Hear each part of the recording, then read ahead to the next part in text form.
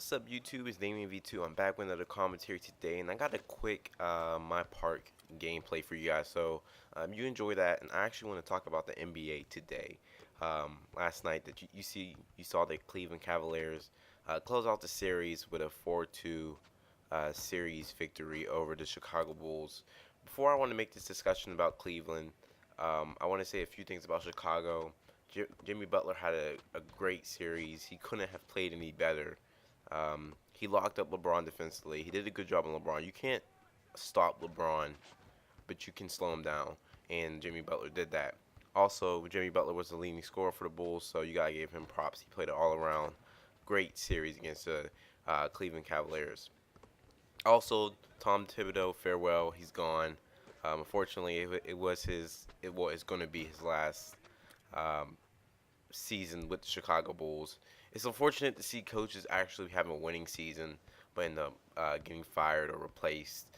It just shows you how competitive the NBA is and how um, owners and general managers and teams, they don't put up with losing, even though it's in the playoffs at the semifinal level.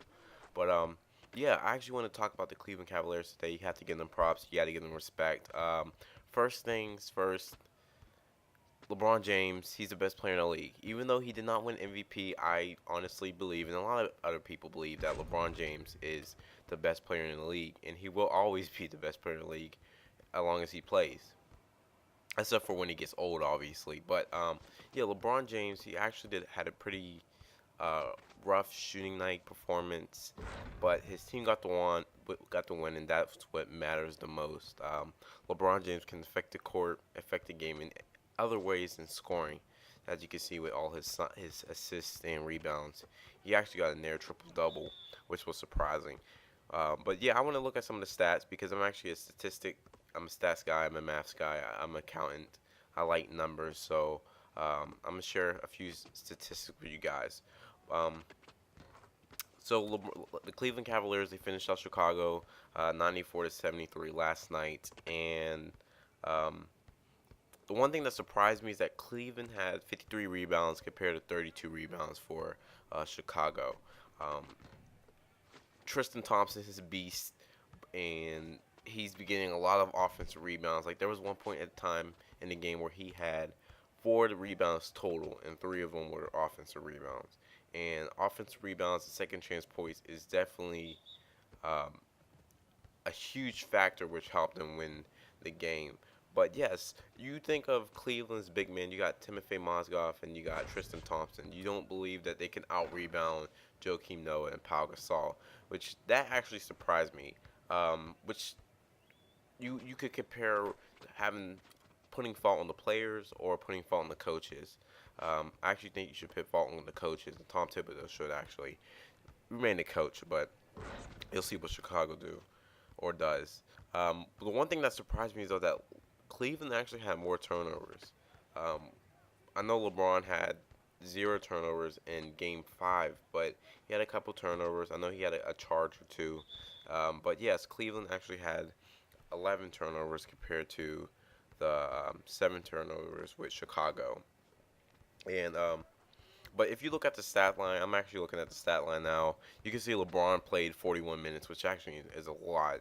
Dellavedova stepped up. Obviously, he was the leading scorer of the game, and which is crazy since he's actually an undrafted. Well, he wasn't the leading scorer of the game. He was the leading scorer for the Cleveland Cavaliers. Jimmy Butler actually was the leading scorer. He had 20, and Dellavedova had 19 on 3 from 6 from downtown, which is actually a big deal. But yes,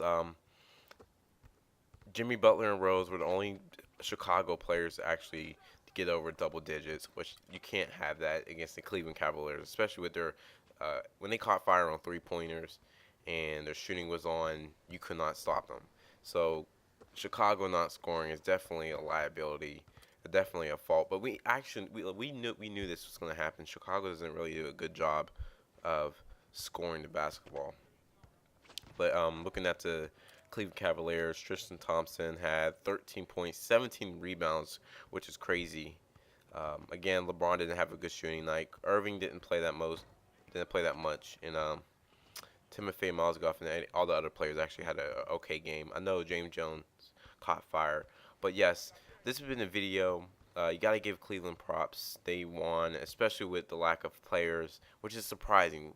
It shows you that LeBron James is not the MVP, but he actually is the best player in the league. But I hope you enjoyed this video. I'm gonna have a playoff prediction video coming soon.